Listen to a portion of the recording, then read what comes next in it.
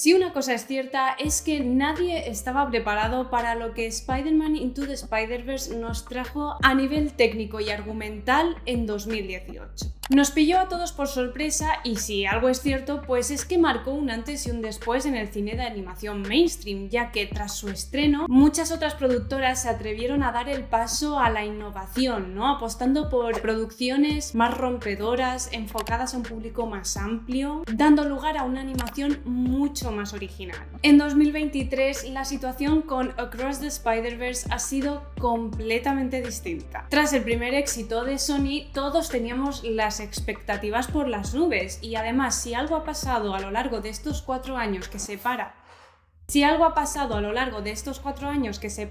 la primera de esta segunda parte, es que han salido muchas producciones que poco tienen que envidiar a Into the Spider-Verse, ya sea a nivel técnico o argumental. Poco más se podía hacer ya, ¿no? Es decir, estaba todo inventado. ¿Cómo se iba a superar algo tan icónico? ¿Acaso quedan más recursos técnicos que explotar? Una vez más, Sony nos ha dejado con la boca abierta y lo que es peor, con ganas de más. Hay tantos análisis y tantas cosas que analizar en Across the Spider-Verse que es que prácticamente no sé ni por dónde empezar, pero como diría un buen Spider-Man, ok, let's do this one more time. Lo que más me llama la atención y además es algo que ya nos vienen anunciando desde el primer tráiler es la cantidad de looks visuales diferentes que hay. Ojo, no estilos de animación, looks visuales, acabados, como lo queráis llamar, estilos de diseño de personajes, ¿no? Porque si bien hay diferentes estilos de animación de la película, los hay, a lo que todos estos artículos que rondan por internet y análisis llaman estilos de animación se refieren a looks visuales, ¿no? A acabados, a estilos de diseño de personaje, entre otras cosas. Así, a grosso modo, lo que tenemos es uno para cada Spider-Man principal. De forma rápida y esquemática podríamos decir que esos son Miles Morales, de la Tierra 1610, Gwen Stacy, de la Tierra 65, Pavitr Prabhakar, de la Tierra 50.101, Hobie Brown de la Tierra 138 y Miguel O'Hara de la Tierra 928. Pero la cosa no acaba allí, no se trata de que solamente estos Spider-Man que acabamos de mencionar tienen su propio acabado, su propio look visual, sino que hay momentos en los que podemos visitar pues otros mundos, otros universos, pero de forma muy breve y sin embargo vemos que hay otros muchísimos looks a los que no se les da tanto hincapié, pero que están allí, como es el caso del de Lego. También el mundo de The Spot, a través del cual puede visitar otros universos y gracias al que podemos ver brevemente estos mundos más especiales, que incluso tiene un pequeño cameo de live action, y sino también personajes como Vulture, que aparece como con un look así muy renacentista, muy da vinciano. Si esto ya era mind blowing, lo más curioso no es que haya 7 u 8 looks metidos diferentes dentro de una película y que tengan sentido incluso cuando se mezclan entre sí, lo cual ya es bastante complicado, sino que además cada uno tiene un propósito argumental, suma a la trama, tiene un porqué y no es aleatorio. Ya sea por un lado añadir profundidad y volumen al personaje, al Spider-Man que vive en ese mundo, o ya sea contarnos cómo se siente, o bien simplemente darnos información del universo que estamos viendo. Nada es arbitrario en Spider-Verse y eso es lo que la hace precisamente tan especial. Lo que consigue es poner el arte al servicio de la trama y de los personajes. Para verlo mejor, vamos a verlo de uno en uno. Pequeño paréntesis, si no habéis visto la película, a partir de aquí se vendrán spoilers. Vamos a hablar de los personajes principales en profundidad, comparando los estilos y por qué los tienen. Así que si no lo habéis visto, estáis avisados. Yo os recomiendo encarecidamente que paréis este vídeo ahora mismo y vayáis al cine a disfrutar de esta bellísima obra de arte, porque realmente merece muchísimo la pena y merece muchísimo la pena ir sin saber nada. Después de verla, cogéis este vídeo y le dais play. Empezamos con la Tierra 1610, el hogar de Miles Morales. Esta tierra es la que ya se nos presentó en Into the Spider-Verse, en la primera parte, en la precuela de Across the Spider-Verse, y que por tanto reconocemos desde el principio. El hogar de Miles destaca por tener ese look 3D con acabados 2D, como líneas de expresión expresión faciales,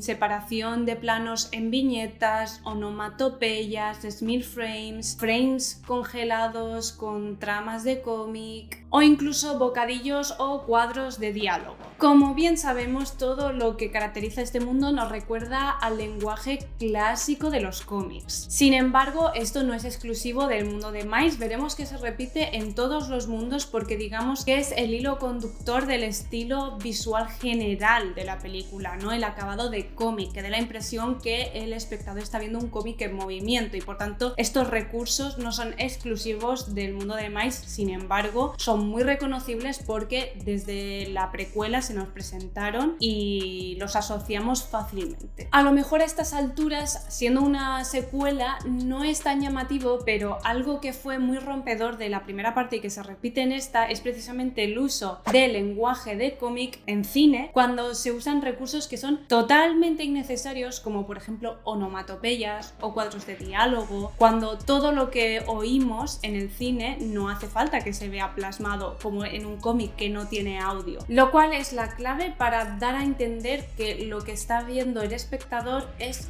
un cómic y no una película. Aquí tengo mis dudas porque en la primera película, concretamente en la primera mitad de la primera película, en Into the Spider-Verse, vemos como Miles está animado en doses para diferenciarlo de los otros Spider-Man que van en unos, es decir, van mucho más fluidos que él porque él no está todavía acostumbrado a ser Spider-Man y le cuesta muchísimo seguir el ritmo hasta que al final por fin vemos en la secuencia tan épica cómo consigue ir en unos. Pensaba que en esta película ya iría en unos, pero por lo que he podido ver en algunos análisis y algunas reseñas, sigue yendo en doses en ciertas partes. No estoy 100% segura, no lo he podido comprobar, pero si es así diría que es porque pasan momentos muy críticos cuando Miles a lo mejor se siente atacado y arrinconado por los otros Spider-Man, cuando le persiguen y están todos contra él. Podría ser que ocurra en esos momentos. No estoy, insisto, esto no lo he podido comprobar. Dejadme en los comentarios si alguien lo sabe con exactitud.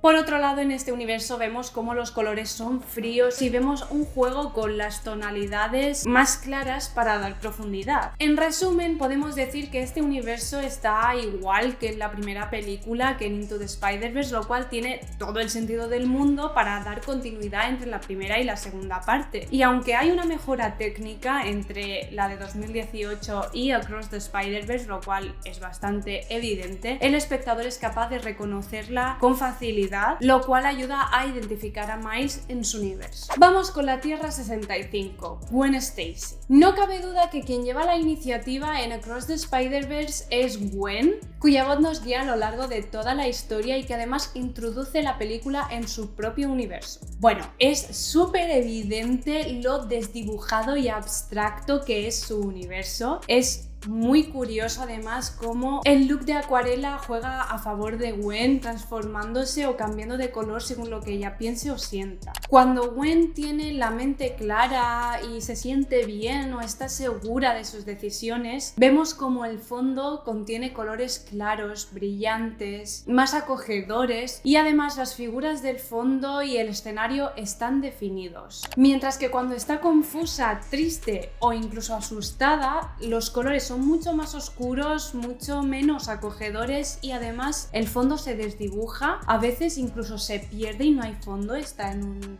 espacio infinito, casi como un reflejo de su mente perdida o perturbada o hecha un lío. En este universo se usa el recurso narrativo de no lo digas, muéstralo, ¿no? Transmitiendo lo que piensa o lo que siente la Spider-Woman sin necesidad de palabras. Un dato curioso es que los productores Phil Lord y Chris Miller definen este universo como un mood ring, un anillo de estado de ánimo. Esos anillos que todos tuvimos en los 2000 que entraban en las revistas y que según tu estado de ánimo cambiaban de color. En realidad era térmico, ¿no? Pero cambiaban de color y a todos nos hacía ilusión. Entonces creen que es un símil bastante adecuado para este universo, lo cual me hace bastante gracia y me cuadra bastante a la vez. Por último, pero no menos importante, cabe cabe mencionar que este universo fue diseñado basándose en los cómics de Spider-Gwen de 2015. Si nos fijamos, cualquier fotograma de las escenas que transcurren en la Tierra de Gwen podrían ser perfectamente una portada de cualquiera de estos cómics que tienen este estilo, este recurso de acuarela, las líneas desdibujadas, la presencia del rosa. Vamos con la Tierra 50.101, también conocida como Mumbattan, hogar de Pavitr Prabhakar. Aunque el paso por Mumbattan es bastante breve, es muy importante para la trama, ya que presenciaremos cómo Miles evita que ocurra un evento canónico, algo que tenía que ocurrir en la historia de Pavitr, y por tanto crea un agujero en ese universo, empezando a destruirse. No sé si será una analogía con los agujeros de guión, cuando algo que no tendría que ocurrir ocurre, pero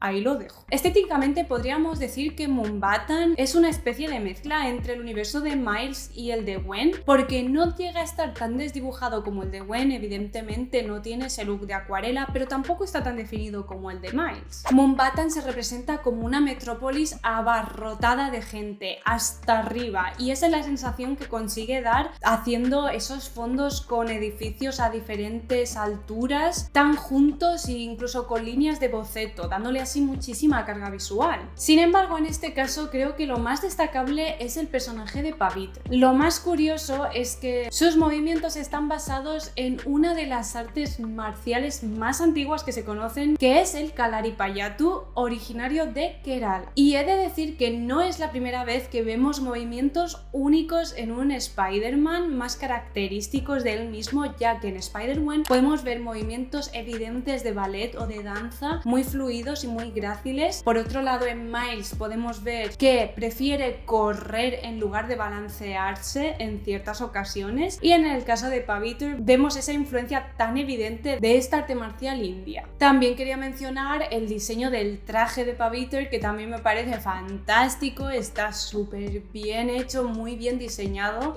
claramente influenciado por los ropajes clásicos de la India, y vemos cómo sus telarañas salen de sus brazaletes, o de alguna forma puede liar sus brazaletes con las telarañas, transformándolos en una especie de diablo, una especie de peonza con la que puede atacar, además de engancharse a sitios. Otro dato curioso es que el pelo de este personaje no pasó por la simulación de pelo que hay en postproducción después de animación para que quede más realista, más suelto, ya que los productores querían que mantuviera esa silueta tan característica y tan perfecta, así como los ojos de la máscara, que son muy angulares en forma de diamante. Y si os fijáis, incluso las onomatopeyas en Mumbattan están en hindi. Por cierto, todo esto es información que he ido recopilando de tweets o artículos o páginas en las que gente que ha participado en la película, animadores, diseñadores, artistas en general que han participado en la película, han ido dando datos y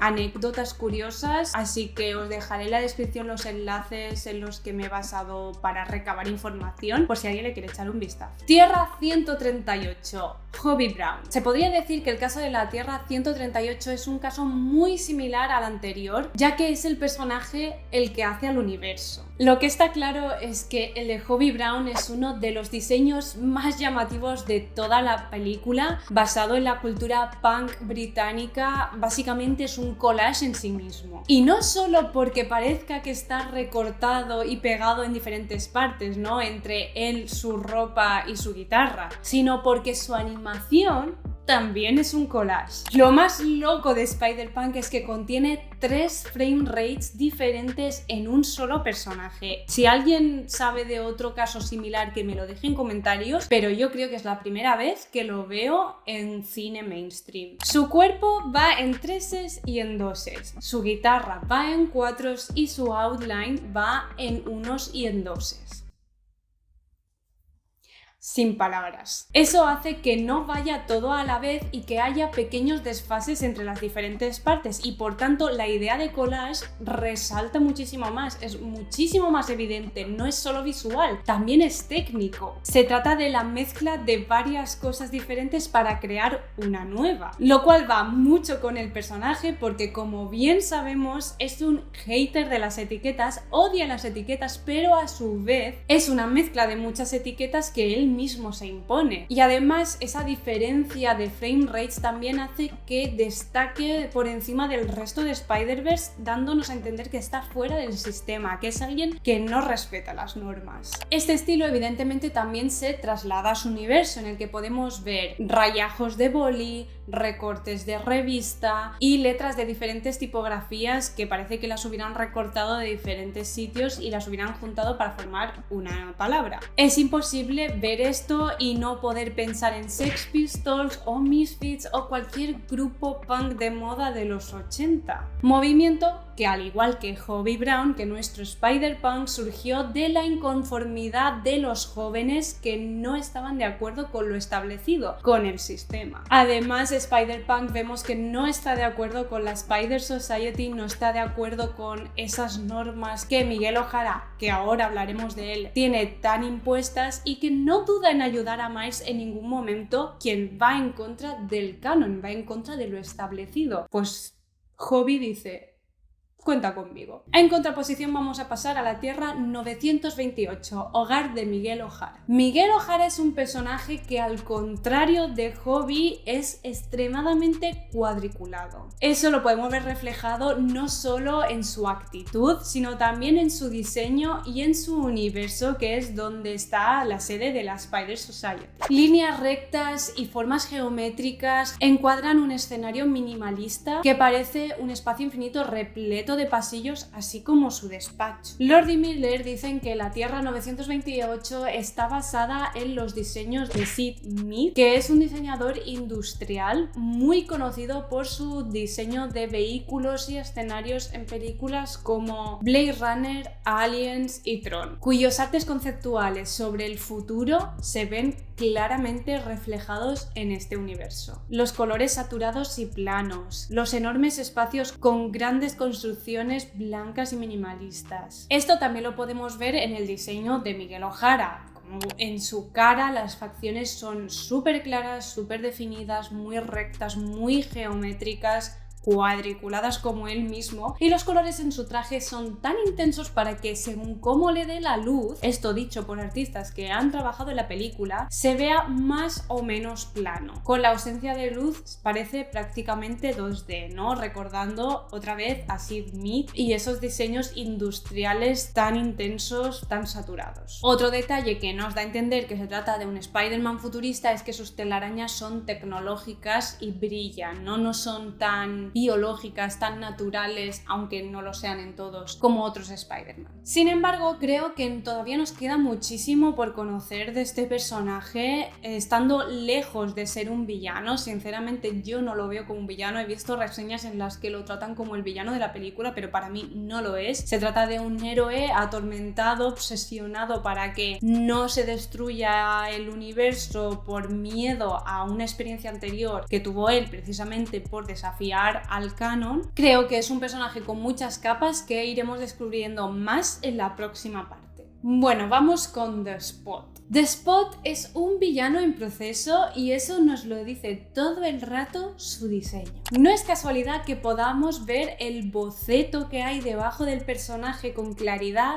durante prácticamente toda la película. Nos está diciendo que todavía no está acabado. Es que para mí, sinceramente, es uno de los diseños más ingeniosos, aunque ya existía de antes. Sabemos que The Spot es un villano rescatado de los cómics, no es original de esta película, pero creo que le han dado una vuelta de tuerca maravillosa, que habla muchísimo por el personaje sin decir nada, y es fantástico. O sea, me parece un diseño a analizar increíble. ¿Y esto qué significa? Pues vemos como al principio de la película The Spot es un villano torpe, gracioso, es triste, es simple. Básicamente. Es un pobre científico al que le han cambiado la vida tras esta mutación, que además ocurrió todo sin querer, y que no solo no está conforme en su propio cuerpo, no se siente bien consigo mismo, sino que además no sabe cómo sacarle partido. Sin embargo, a lo largo de la película vemos cómo se va dando cuenta del poder que tiene y de cómo puede hacer uso de él para vengarse de Miles. Durante sus diferentes apariciones vemos como cada vez es más fuerte y más ágil, pero todavía está en proceso de sacar todo su potencial. Todavía no ha terminado su plan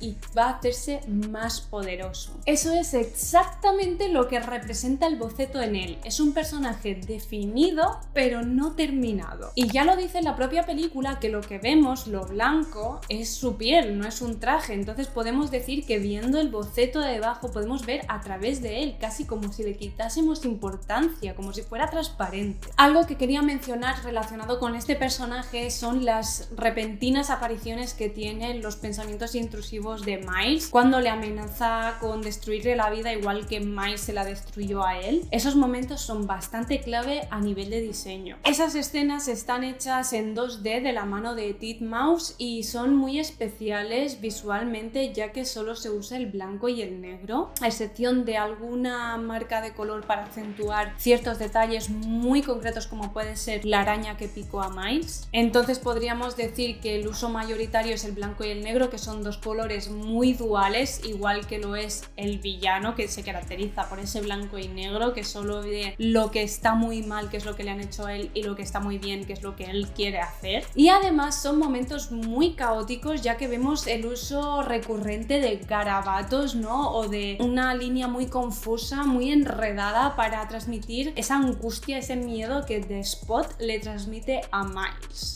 Como veis, como hemos dicho al principio, cada estilo está cuidadosamente elegido para cada momento, para cada universo, para cada personaje, y no es arbitrario, sino que lo que hace es enriquecer la trama o el personaje. Antes de terminar, quería mencionar otros personajes o universos que vemos de forma mucho más breve, ¿no? Que son casi guiños, como podrían ser el personaje, por ejemplo, de Vulture y el universo de Lego. El personaje de Vulture podemos ver cómo está en su universo renacentista tranquilamente tomándose un espresso, lo cual me encanta, y es tan característico de esos bocetos que todos conocemos de Leonardo da Vinci, ¿no? Esos bocetos tan renacentistas hechos sobre papel sepia, con mucho trazo, mucha presencia del lápiz, y además contrasta muchísimo con el universo de Spider-Gwen, al que se le arrastra, porque vemos muchísimo color contra un personaje que es un boceto sobre papiro prácticamente. Además el universo está muy desdibujado y él está extremadamente marcado, su línea es muy evidente. Por otro lado, creo que la escena de Lego, del universo Lego, esa escena tan breve pero tan encantadora, es digna de mención porque ha sido animada por Preston Mutanga, un niño de 14 años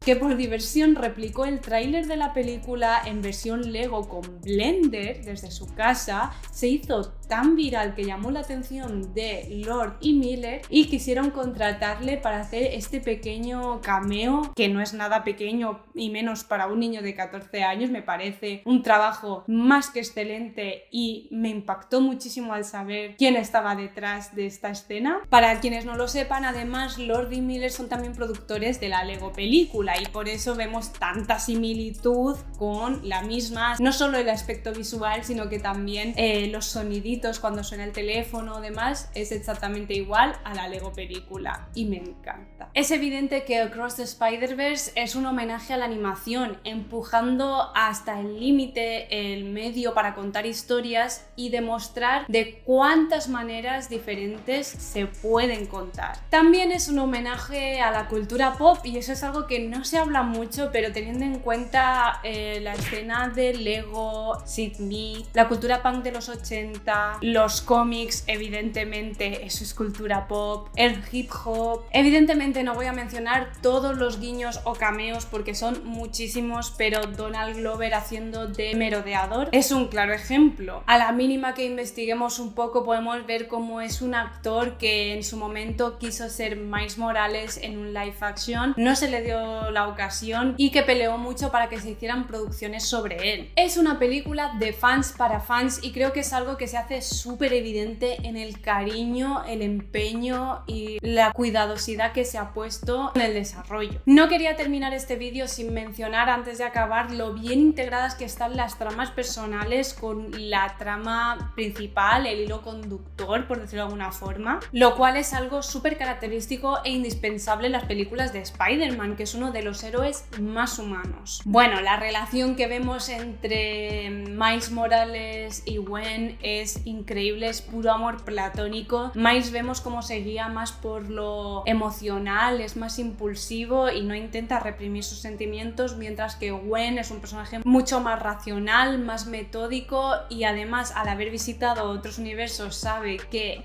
cuando Miles y Gwen se juntan no acaba bien, mayoritariamente acaba ella RIP, entonces mantiene esa distancia, se mantiene reacia, ¿no? Por otro lado, también la importancia de la familia y de cómo su relación con los padres ha cambiado a medida que Miles ha ido creciendo, ¿no? Y se ha hecho más rebelde, a la vez está más criado entre el instituto y ser Spider-Man. Me encanta. Vemos que hay un paralelismo entre diferentes padres, entre diferentes familias, digamos. Podemos ver como, por ejemplo, Peter B. Parker con su pequeña Mayday, con su bebé, está obsesionado, es padre primerizo, la adora, no para de enseñar fotos de su bebé, no la suelta ni para irse a perseguir a Spider-Man, no para y está completamente obsesionado, está en esa primera fase de admiración, de amor puro, de querer protegerla. Por otro lado, vemos como Miles está como en la mitad del camino, está en esa época adolescente, rebelde, distanciado de sus padres, no expresa sus sentimientos, no expresa sus pensamientos, o al menos no mientras no lleva la máscara, ¿no? Refiriéndome a esa escena tan graciosa de Miles con su padre, pero Miles disfrazado de Spider-Man. Está completamente en una época del pavo, está adolescente total. Y por último vemos como Gwen, por ejemplo, al ser mayor que Miles, ya tiene una relación más madura con su padre, ya se enfrenta más a los problemas, finalmente habla con él, expresa sus sentimientos, su universo se vuelve de colores y se define el fondo, es maravilloso. Y vemos como una relación mucho más madura, ¿no? Como diferentes etapas por las que se pasa en cualquier relación fraternal. Al final, si algo marca la historia de Spider-Man es su relación con sus seres queridos, ya sean familiares de sangre o no, dependiendo de qué historia analicemos. Y aunque al final se trate de agujeros en el multiverso, todo gira en torno a proteger a quienes queremos. Miles quiere proteger a su padre, Gwen quiere proteger a Miles y Miguel O'Hara quiere proteger la canonicidad de los eventos, ya que al no haberlo hecho en el pasado por proteger a sus seres queridos, a su hija, a su mujer, la cagó y se fue un universo al garete. Por último, y aquí así que viene el spoiler más grande de todos, o sea, si ya habéis llegado aquí hasta aquí sin verla, pues yo que sé, ya tirada hasta el final, porque total no se la he destripado entera, pero no podía acabar este vídeo sin mencionar la Tierra 42, que es donde transcurre el final de la película, a donde va a caer Miles tras esa araña que te manda a tu universo, según quien te haya picado. ¿Cómo nos la habían colado en la primera película sin que nos diéramos ni cuenta? ¿Cómo? Pregunto. Esa araña con el 42 así de grande, glitcheando en el universo de Miles, cosa que solamente pasa cuando una persona, un objeto, un animal no está en su propio universo, Y no es un secreto, en la primera película no es ningún secreto que la gente glitchea cuando no está en su universo. Y la araña ahí en nuestra cara y nadie, o por lo menos yo no me di cuenta, no sé vosotros. Ese gag del Beagle, del donut que le da a la cabeza de un científico y todos jaja, y resulta que ese villano es de Spot ahora, ¿cómo te quedas? Porque yo muerta en el sitio. ¿Cómo de fuerte es que Miles Morales sin querer arrebate la araña de otro Miles alterno? Pobrecito que lo hace sin querer. Y ahora en esa tierra no solo no haya un Spider-Man, sino que Miles es el merodeador. ¿Cómo de fuerte es eso? Porque es que yo tengo la piel de puntos ahora mismo. O sea, es que mi cara durante el final de la última escena de la película, así estaba. Es que sin palabras. Sin palabras. Y ya estaba bien la película hasta ese momento. Cuando llegó ese momento dije, Oscar, ya, se lo doy yo. Si algo es cierto es que la Tierra 42 tiene un look muy similar al de la Tierra 1610, a la Tierra original de Miles Morales, pero cuando él llega ahí notamos algo raro, ¿no? Es similar, pero no es igual. Los colores son mucho más saturados, Recordad que al principio del vídeo hemos dicho que los colores en la tierra de Miles son suaves, son fríos, son pastel, son amables, mientras que aquí son muy intensos, muy contrastados, hay mucho contraste entre sombra y luz, te marca muchísimo el azul, el rojo, colores que alertan de que algo no va bien. En fin, qué deciros que no sepáis ya la forma en la que han sabido poner el arte al servicio del argumento y además de una forma nada forzada, cómo han conseguido hilarla con la primera película, lo cual yo al principio pensaba que estaba completamente cerrado, pero vemos que no, que además ya nos habían dejado pistas en la primera película, es que me parece maravilloso. Y cómo es ese look del Miles Morales merodeador, me flipa también el trabajo de acting que hay allí, porque como con un mismo modelo, el Miles Morales que conocíamos y el nuevo Miles Morales de la Tierra 42, tiene la misma cara, lo único que cambia es el traje y el peinado, pero vemos una actitud completamente diferente, como el Miles Morales que conocemos está asustado, se siente pequeñito, se siente acorralado, y mientras que el otro Miles, el Miles villano, por decirlo de alguna forma, está con estos aires de superioridad, esa cara desafiante, se siente que está en su entorno, no tiene miedo.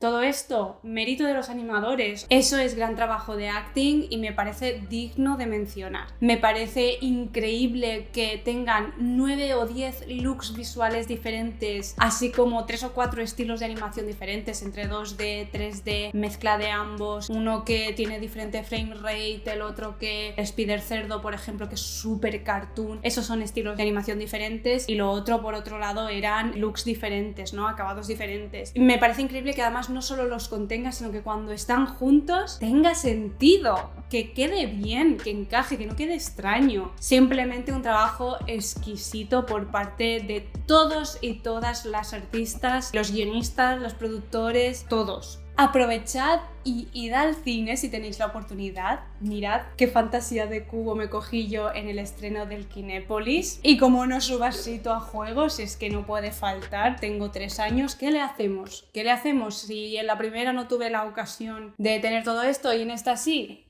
Pues vamos al cine, apoyamos estas obras porque son increíbles y se lo merecen, y es un espectáculo, es que merece la pena ya por todos tus sentidos, por tu vista, por tu oído, porque la música, no voy a entrar en el trapo de la música, pero me parece también de 10, increíble cómo acentúa tanto la música más de banda sonora como las canciones que están hechas para la peli, los leitmotivs de cada personaje. Hay vídeos analizando eso, os recomiendo que lo miréis. Así que nada, soy Escarrufa, animadora 3D, y espero que os haya gustado